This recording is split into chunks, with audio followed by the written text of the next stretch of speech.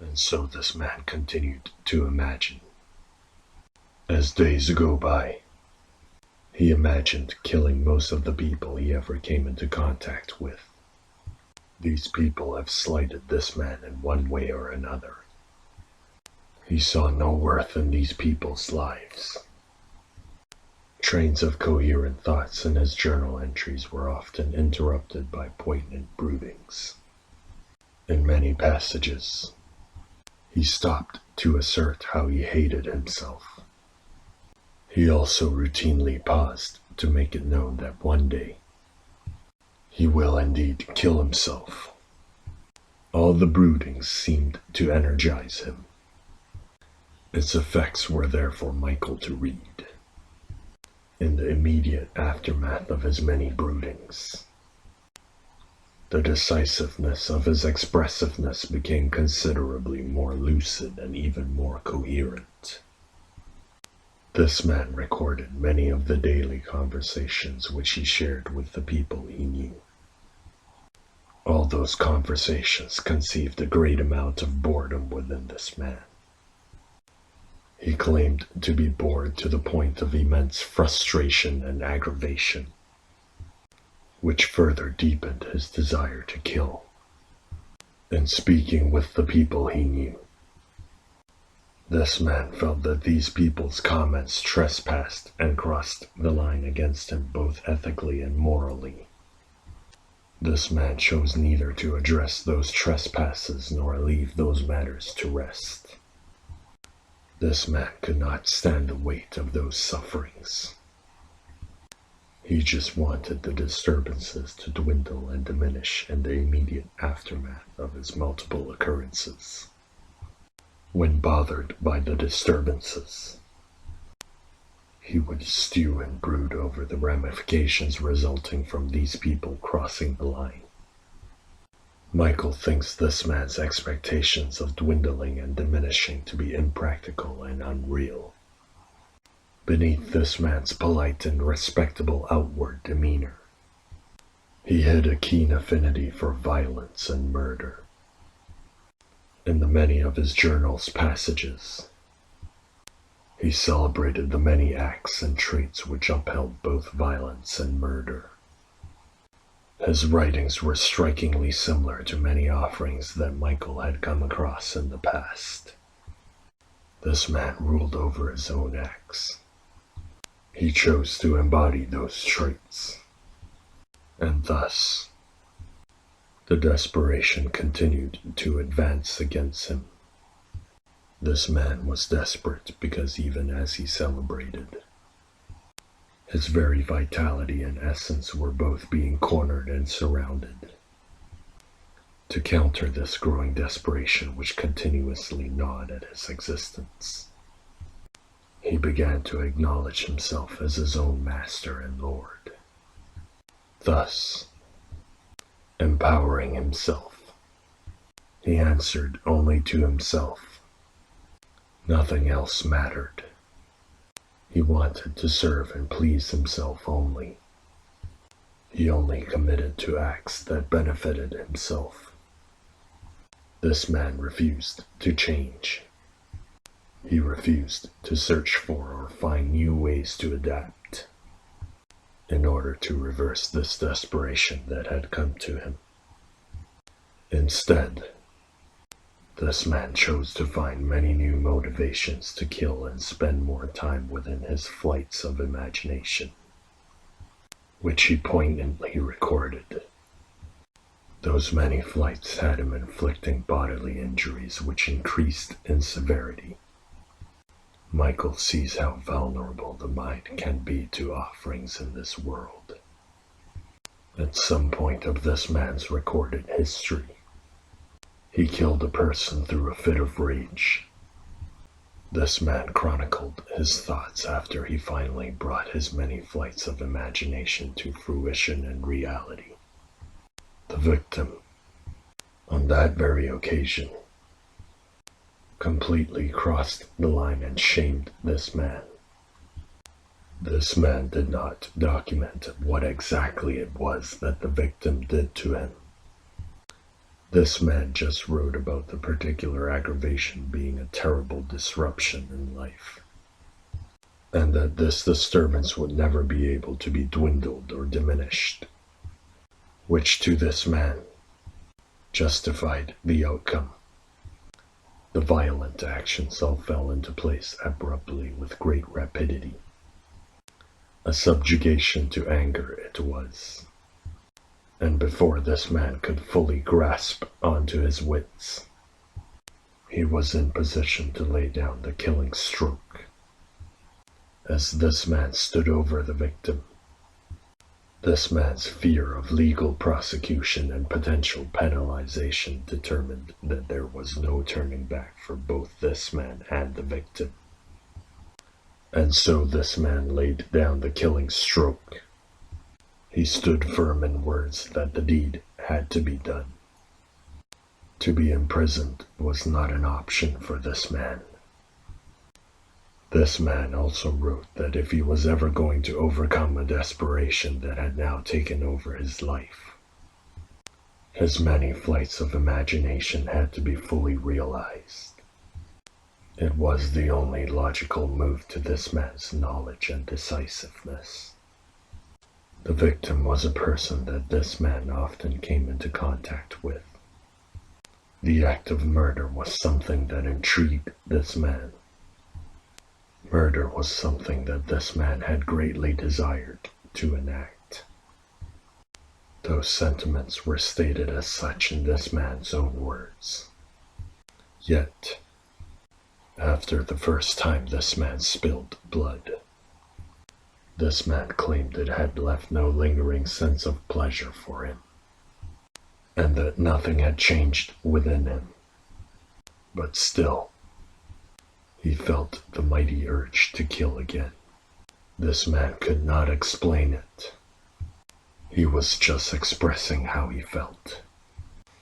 Even days after having fully absorbed all the implications of the deed, this man resolutely empathized to himself that it really had not mattered that he had finally achieved murder, something he previously desired so strongly to do. He also stated that he could care less if that murder had never occurred. But with that being said, this man chose to do the deed again and again, time after time. He carried out and enacted fantasies of past murder cases which he had studied through various crime reports. This man saw the joy which lives of people brought to their children, parents, spouses, friends, and all kin. And yet, he glossed right over that joy, and instead, he chose the idea of murder. He had gained the boldness to put all his thoughts into actions. He no longer wondered about the act. He did the deed and had no regrets or remorse in removing that joy from others. He saw no repercussions to his acts. His acts carried no consequential meaning to him, and in so doing, this man continually searched for many ways to murder. And he had indeed found many ways. Michael read over the many ways this man had sourced. The written details of the murders were fierce. The precise language with which he used to describe his butcheries was highly detailed, and it was evidently penned by a person who was supremely motivated to do the deed. Michael could see that this man was very resourceful through finding many ways to do the deed. This man's capacity for savvy and intellect was on full display, and being resourceful, this man turned back many possible occurrences and achievements of others, all of which would have been otherwise natural. This man fully embraced this turning back of occurrences and achievements as a real power that he prided in having. He was a man who wanted the world to go as he wanted it to go. As the body count continued to pile on, he continually showed no regret or remorse. Each murder was an accomplishment to him. Every murder was a quest for him. For this man constantly looked for new ways to improve the kill. From time to time, this man claimed to see the misery of many around him. And in so doing, this man referred back to those doctrines and literatures which he had been exposed to earlier. This man professed to love this world, and that every murder he committed was achieved to better this world. This man continued to experience much through his days where he committed many murders and concealed it all as best he could. He chose to kill at every turn. He absolutely refused change, no matter what form it undertook. To adapt and harmonize himself to the changing realities that were constantly coming his way in life was not an option. This man would not yield. This was the path that he had chosen for himself. And as imperfect as it was, he was going to stick to it no matter what. He found that there were many imperfections in his life. Much aggravation and frustration continued to come towards him.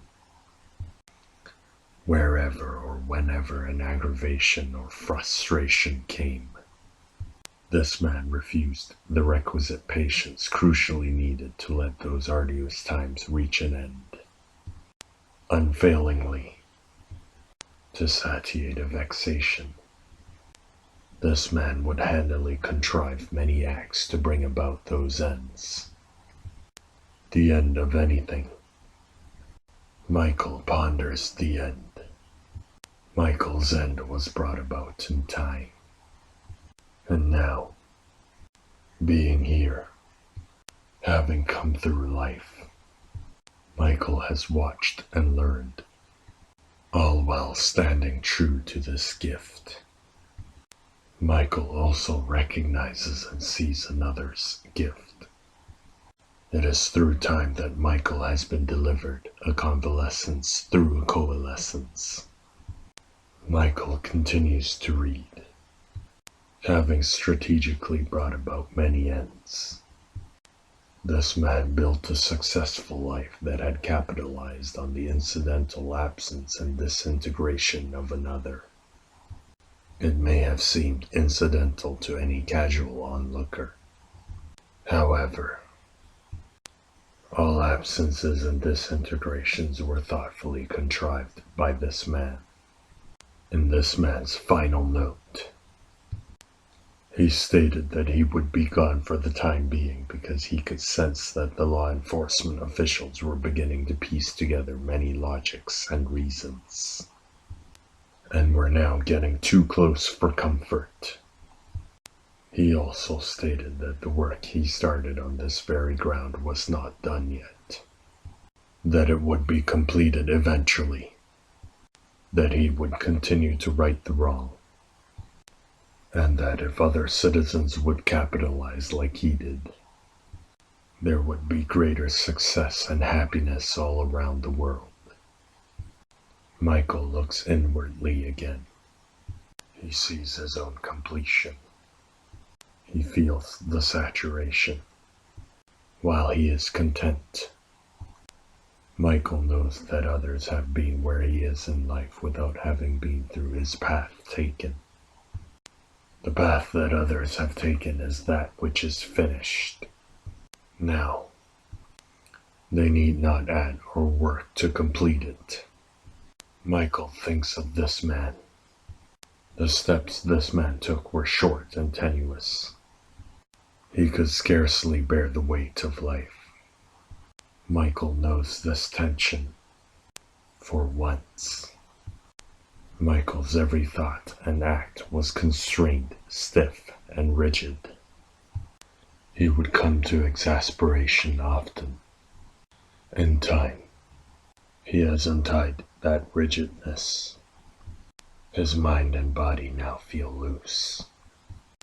Michael knows that there are only so many blows that a body can take. Many blows.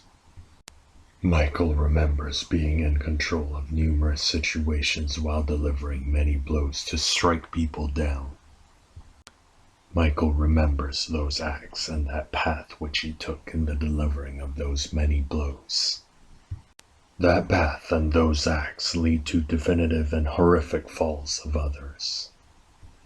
Those blows which he delivered were subtle at times. At other times, they were severe or even worse, fatal. Then there were times where the many blows did not even exist to bring people down. The blows were simply tactics of lies and deceit. Lies and deceit which were used to engineer, manufacture, and manipulate a fall of another. For in those blows, Michael knew that there were gains to be had. That aside, the falls and losses of others were substantial and real. And so is the pain. Michael knows this. If one bands with others, it introduces a collective endurance against those many blows. But Michael has seen people band together and still fall. That much Michael had witnessed. Michael can feel that he needs something else. And there, forever is. Forever will always be here. Michael knows this. Michael feels this. Michael is strengthened yet again. And being reinvigorated, Michael finds the courage to further explore this journal. Michael tries to imagine living this man's life of ubiquitous contempt and the desire to kill in order to capitalize and satiate. Michael attempts to put his mind in this man's place in life, to surround himself with this man's sentiments, to feel every insult as this man does, to be brought to rage so often and easily. Some things came to Michael as his mind met this new place. It was a great deal of fatigue at first. Caustic thoughts against the self and others began to generate. These things that came to Michael in this new place were unwelcomed by Michael's mind. However, over the days, the undulation of the mind continues to tilt between uncertainty and completion. At times, Michael's mind strays and forgets about the ease of which things are. During those times, Michael was easily engulfed in whole by the matters that laid before him. Now, Michael sees that his balance and his sanity can indeed be tipped and could very well be toppled over in time. Michael needed the matters and unfortunate affairs of others to cue his mind's internal will. It was all there for Michael in a time of need. There are recollections within his mind which uplifted him and kept his balance from toppling and falling. All Michael had to do was remember. His retention of those memories was a gift within this gift, and Michael knows that it is not to be taken for granted. Michael knows it is a gift, for he did not create it, and so Michael continues to watch. Scattered and littered within all and the systems of the world are folks who are just searching for decent ways to forge their many paths through life. Their presence is known to Michael, and as long as they remain divided, Michael knows there will be more angst to be endured by all in time. Michael's path has had plenty of angst. Michael remembers his angst. He remembers being under its dominion every single day. It was something that was significantly preeminent in his life. But now, it is all but faded. Michael wonders if that dominance and preeminence could fade. How can anything that happens to him truly stay? Michael questions that in his mind. Everything is faded. Michael's thoughts stray yet again. Now, he remembers the many pages written by this man. From that journal, Michael remembers seeing that there are so many layers to single occurrences that continually change the reasons and motivations of the act that follows. If one were to absolutely understand what singular occurrences truly meant to another in time, it would be the answer to many questions and mysteries in this world. Michael now sees that one's mind is truly not within the grasp of another, especially if one truly desired to protect it from another. Michael then aims his concentration back upon the remembrance of his angst that is now faded. Michael knows that the angst of the divided will fade as well. Everything is indeed faded. Michael knew a boundless, vast, and harmonious peace at the end. But as his life was prolonged and continued, Michael made a conscious effort to remember how he felt in the hopes to remake and duplicate his life as it was at the end, thereby redeeming his life in time, where his mind will become stronger than any act's influence. Michael is quite certain that all this will come to him in the days that are to follow. Through his days, there are many distractions that reside within his life. Peace and joy periodically flees from Michael's mind. In fact, there is much that comes to Michael and causes him to stray, and experiencing events which stir countless legions of regret within him. Michael contemplates making amends for the past so as to compensate for what he regrets now. This contemplation arises within his mind from time to time, and profoundly pondering it, Michael realizes that these chances to make amends were and are indeed within every passing moment. Michael can conceive what had happened before these chances had ever come forth. Even more so than that, Michael is able to grasp onto what had occurred after those chances had come about. It is all in the passing moments as well. In his many acts, he has fought and struggled against the passing of both life and time. Time that passes and continually unfolds. He has fought it all ever so hard. The fight is now over. Michael sees it. Through both life and time, Michael has discovered that the fight was never even here. Michael knows it is up to him to understand that the fight should have never even begun or occurred in the first place. The unfolding is and always was natural. Michael once realized that on the previous day, and in both moments, in all moments really. It is unequivocally true. In the aftermath of that fight, there were plenty of consequences. Michael has lived through it all. It is now, where he does not seek to redress or amend any act he has ever carried forth. To amend or to correct would be to stray from the here and now. Moreover, it would be to continue that fight which should have never occurred.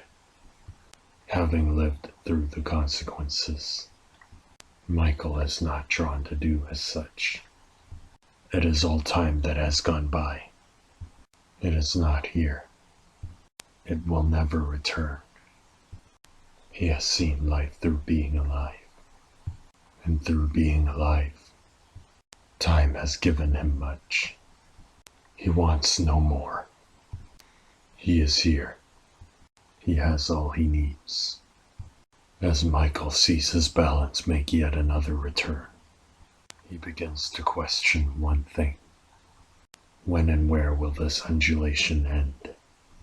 In the face of all that has faded, Michael continues to question what he has to do in order to make the appreciation of this gift truly stay forever. In being pelted with the questioning's uncertainty, he begins to remember the completion he felt when he recognized events that were natural to the unfolding. It seems his mind is there for him yet again. Michael feels safe and secure. In this calm state of mind, Michael knows what has to be done. He knows he is one of all, and all are patrons of time. All will always be needed, wherever they are. All move along with the unfolding, even as all search to find many things.